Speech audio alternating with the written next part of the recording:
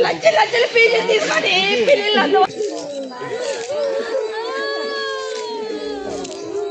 Job ಆಗ್ತದೆ ನಮ್ಮನ್ನ ತೆಗಿದಾರಲ್ಲ ನಿನ್ನೆ ಡಿ ಎಸ್ ಪಿ ಸರ್ ಅಳಿಯ ತೀರ್ಕೊಂಡಿದ್ದಾರೆ ಅಂತಂದ್ರೆ ನಮ್ಮ ಮನ್ಸು ಶೆಟ್ ಮಾಡಿಸ್ಕೊಂಡಿದ್ದೆ ಏನಂತ ಕೇಳಿದೆ ಏನು ಮನ್ಸಿಗೆ ಸೀರಿಯಸ್ ಅಂದರೆ ಎಲ್ಲಿ ಪ್ರಾಬ್ಲಮ್ ಏನಂತ ನಾನು ಬರ್ತೀನಿ ಅಂದರೆ ಮಧ್ಯದಾಗ ದಾರಿನ ಯಾರೋ ಫ್ರೆಂಡ್ ಅಂತ ಹೇಳಿದ್ರು. ಅಮ್ಮ ಅಂದರೆ ಹೆಂಗೆ ಯಾವಾಗ ಫೋನ್ ಮಾಡಿ ಮಾತಾಡಿದ್ರು ಹೇಮಂತಿನ ಜೊತೆಗೆ? ಬುಧವಾರ ಫೀಸ್ ಕಮ್ಮಿ 5,000 ಐತೆ ಅದು ಮುಗಿಸ್ದೆ ಎಕ್ಸಾಮ್ ಬರೆಸ್ತಾರಂದ್ರೆ ಅವಾಗ ಯಾರಪ್ಪ ಫೋನ್ ಪೇ ಹಾಕಿದ್ದು. ಬುಧವಾರ ಲಾಸ್ಟ್ ಸರ್. ಹೆಂಗಿದಮ್ಮ ಓದೋದ್ರಲ್ಲೆಲ್ಲ? ಮಾಮೂಲು ಸರ್, ನನಗೆ ಇಷ್ಟ ಇಲ್ಲ ಅಲ್ಲಿ ಓದಕ್ಕ. మీరు డబ్బులు వేస్ట్ చేస్తారు అంతా తెలుగు మీరు డబ్బులు వేస్ట్ చేస్తారమ్మా హాస్టల్లోనే ఏం బాగాలేదు, ఫుడ్ బాగాలేదు, చదువు కూడా మంది చెప్పరు, నాకు ఇష్టం లేదు, చదువు ఊర్లోనే ఉంటాను అంటే నీకేమి పని చేసే చాట్ కదప్ప, వద్దు చదువుకో నీ ఇష్టమమ్మా, నాకు చదువు ఇష్టం లేదు, నేను ఇంట్లోనే ఉంటాను, ఆంధ్రాలోనే చదువుతాను, హాస్టల్లో ఉన్నాను, వద్దప్ప తమ్ముడు కొట్లాడతారు అంటే ఉండు అంటే. ಈಗ ಘಟನೆ ಆಗಿದೆ, ಈ ಥರ 9 ಗಂಟೆ ಮಗು ಹೊಡೆಯೋದಂದರೆ ಸಾಮಾನ್ಯ ವಿಚಾರ ಅಲ್ಲ. ಏನು ಹೇಳ್ತೀರಮ್ಮ ಇದ್ರ ಬಗ್ಗೆ? ಏನು ಹೇಳ್ಬೇಕು ಸರ್, ಇಂಥವು ನಾನು ಟಿ ವಿನಲ್ಲೇ ನೋಡಿದ್ದೆ, ಇದೇ ಫಸ್ಟ್ ಟೈಮ್ ನನ್ನ ಮಗ ಎಷ್ಟು ಒಬ್ಬನೇ ಇಬ್ಬರು ಮಕ್ಕಳು? ಈಗ ಏನಾಗಬೇಕಂತ ಆಗ್ರಹ ಮಾಡ್ತೀರಮ್ಮ ಅಮ್ಮ? ಈಗ ಈ ಥರ ಘಟನೆಗಳಾಗಬಾರ್ದು 9 ಅಂತ ಯಾವುದೋ ಅಷ್ಟು ಏನು ಸರ್, ಇನ್ನು ಯಾರು ಹುಡುಗರು ಹಾಸ್ಟ್ಲಾಗ ಬೇಡ, ಎಷ್ಟೆಲ್ಲ ಓದಿ ಸಾಕು, ಅವ್ರ ತಕ್ಕ ಇರ್ಬೇಕಂದ್ರೆ. ನಿಮ್ಮ ಹೆಸರಮ್ಮ? ಒಟ್ಟಿಗೆ ಸಾರ್ ಫೋನ್ ಮಾಡಿದ್ದಾರೆ, ಹಿಂಗೆ ಸೀರಿಯಸ್ ಆಗಿದೆ ಅಂದರೆ ನಾವು ಬಂದಿದ್ದ ತಕ್ಷಣ ಇಲ್ಲಿ ನಮ್ಗೆ ಗುರುತಾಗಿದೆ ಮರ್ಡರ್ ಆಗೈತೆ ಅಂತೇಳಿ.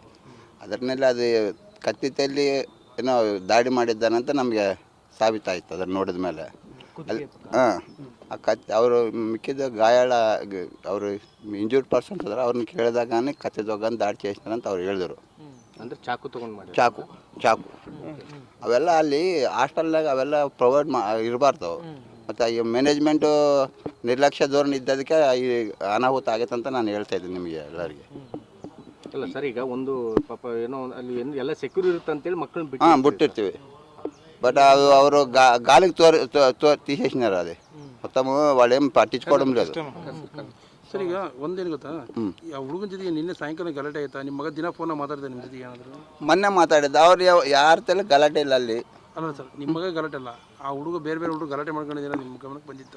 ಏನಿಲ್ಲ, ಅದೇನು ಫೋನ್ ಮಾಡಿ ಮಾತಾಡಿದ್ನ ನಿಮ್ಮ ಮಗ? ಮೊನ್ನೆ ಮಾಡಿದ್ದ. ಫೀಸ್ ಕಟ್ಟಬೇಕಂತೇಳಿ ಫ್ರೈಡೇ ಫೀಸ್ಗೆ ಒಂದು 5,000 ಇದ್ದರೆ ಫೋನ್ಪೇ ದ್ವಾರ ಕಳಿಸಿವಿ ಅಷ್ಟೇ. ಇನ್ನು ಒಂದು ಡ್ಯಾಡಿ ಚೆನ್ನಾಗಿದ್ದೀನಿ ಡ್ಯಾಡಿ ಅಂತ ಹೇಳಿದ ಅಷ್ಟೇ. ಸ್ಕೂಲಲ್ಲಿ ಫೋನ್ ಅಲೌಡ್ ಇತ್ತ ಸರ್?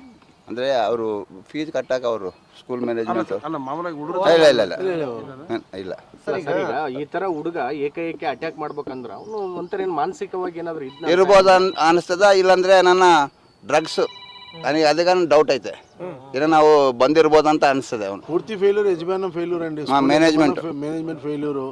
ಯಾಕಂದ್ರೆ 9th ಮಕ್ಕಳು ಆ ಜೊತೆಗೆ 8 ಜನರನ್ನ ಹೊಡೆಯುವಷ್ಟು ಮಟ್ಟಿಗೆ ಬಂತಂದ್ರೆ ಮತ್ತೆ ಎಷ್ಟಿರ್ಬೋದು ನೀವೇ ಅರ್ಥ ಮಾಡ್ಕ್ಯಾರಿ.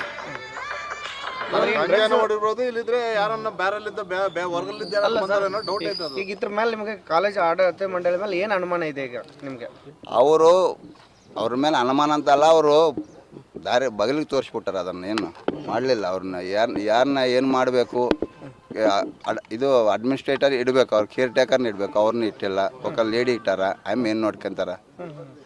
ಹುಡುಗರು ಏನು ಮಾಡ್ತಾರ ಏನು ಇವ್ರ ಜಂಗ ಐತಾ ಎಲ್ಲ ಅವರು ತಗೋಬೇಕು, ತಗೊಂಡಿಲ್ಲ. ಅವರು ಗಮನಕ್ಕೆ ತಗೊಂಡಿಲ್ಲ, ಏನು ಮಾಡಿಲ್ಲ. ಎಷ್ಟು ವರ್ಷ ಆಯ್ತು ಸರ್ ನಿಮ್ಮ ಮಗನ ಬಿಟ್ಟಲ್ಲಿ? ఇది 4th ఇయర్ రన్నింగ్. 6th నుంచి ఉన్నారండి. 9th year 9th standard 6th స్టాండర్ಡ್ ಬಂದು ಸರ್ ಹಿಂದೆ ಯಾವಾಗ ಗಲಾಟೆ ಏನಾಗಿದೆ? ಯಾವಾಗ ಆಗಿಲ್ಲ. ಈಗೇನು ಇದ್ರ ಬಗ್ಗೆ ನೀವು ಏನು ಪೊಲೀಸ್ ಸ್ಟೇಷನ್ ಕೇಸ್ ಮಾಡಿದ್ರಾ? ಕೇಸ್ ಮಾಡಿದ್ವಿ. ಏನಂತ ಕೇಸ್ ಕೊಟ್ಟಿದ್ರಿ ಈಗ? ಅವನು ಕೊಲೆ ಮಾಡಿದ್ದಾನಂತೇಳಿ.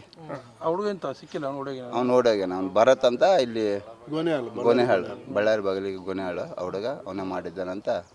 ಮಿಕ್ಕಿದ್ದವ್ರು ಗಾಯ ಇದು ಅವ್ರು ಇಂಜೂರ್ಡ್ ಪರ್ಸನ್ ಹುಡುಗರದಲ್ಲ ಅವಲ್ಲೆಲ್ಲ ಹೇಳ್ಯಾರ. ಸರ್ ನೀವು ಅಲ್ಲಿ ಹೋಗಿದ್ರಿ, ಹೋದಾಗ ಬೇರೆ ಮಕ್ಕಳಿಗೆ ಏನಾಯ್ತು ಅಂತ ಕೇಳಿದಾಗ ಏನು ಹೇಳಿದ್ರು ಸರ್ ನಿಮ್ಗೆ? ಅಲ್ಲಿ ಏನು ಯಾವ ಕಾರಣಕ್ಕಾಗೈತೆ ಅಂತ ಹೇಳಿದ್ರು? అది ಹೇಳಲಿಲ್ಲ ఇన్న అంకుల్ వచ్చినాడు వాడు కొట్టినాడు అంకుల్ మమ్మల్ని అందరిని కొట్టినాడు దెబ్బలు తగిలినాయి మేమంతా మమ్మల్ని ಅವ್ರು ಹೇಳ್ದು ಹಂಗೆ ಅವ್ರು ದೆಬ್ಬೆ ತಗಿಲ್ಬಿಟ್ಟ ಎಲ್ಲ ಅವ್ನು ಬಡ್ದ್ಬಿಟ್ಟು ಎಲ್ಲರೂ ನೈಚ ಪಟ್ಟಂಗೆ ಬಡ್ದ.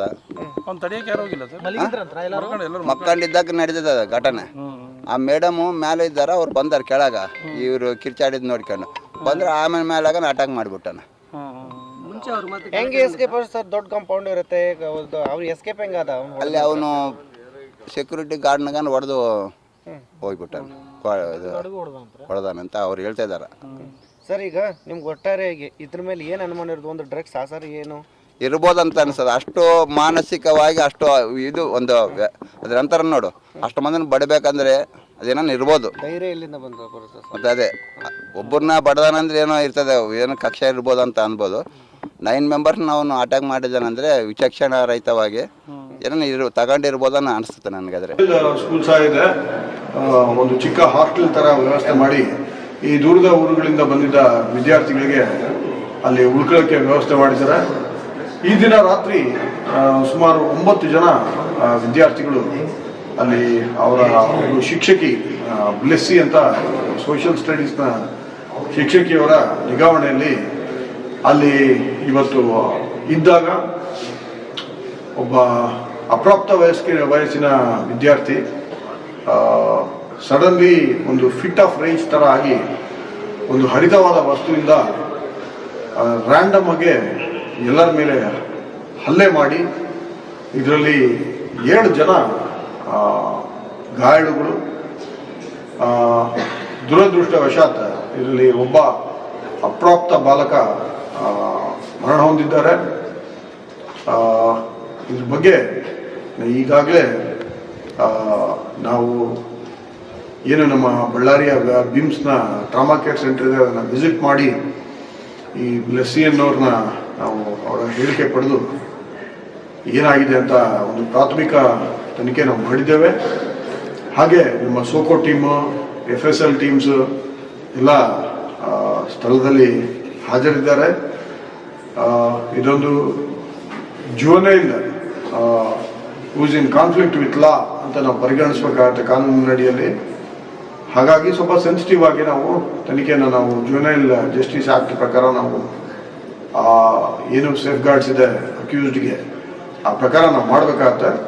ಹೆಚ್ಚಿನ ವಿವರಗಳನ್ನ ನಾವು ತಿಳಿಸ್ಲಿಕ್ಕೆ ಬರೋದಿಲ್ಲ. ಬಿಟ್ಟರೆ ನಾನು ಏನು ಈ ಅನ್ಫಾರ್ಚುನೇಟ್ ಇನ್ಸಿಡೆಂಟ್ನಲ್ಲಿ ಪ್ರಾಣ ಕಳ್ಕೊಂಡ ಆ ಹುಡುಗನ ಪೇರೆಂಟ್ಸ್ ಅವ್ರಿಗೂ ಸಹ ನಾವು ಮಾತಾಡಿದ್ದೇವೆ. ಅವರಿಂದನೂ ಸಹ ನಾವು ವಿವರವಾದ ಹೇಳಿಕೆಗಳನ್ನ ಪಡಿತೇವೆ. ಮುಂದಿನ ತನಿಖೆ ಮುಂದುವರಿಸ್ತೇವೆ. ಶಾಲೆಗೆ ಸಹ ನಾನು ಭೇಟಿ ನೀಡಿದ್ದೇನೆ. ಸಮಗ್ರವಾದ ತನಿಖೆ ನಾವು ಮಾಡಿಸ್ತೀವಿ. ಸಮಗ್ರವಾದ ತನಿಖೆ ನಾವು ಮಾಡಿ ಸೂಕ್ತ ಏನು ನ್ಯಾಯಾಲಯಗಳಿದೆ ಇದಕ್ಕೆ ನ್ಯಾಯಾಲಯಗಳಿಗೆ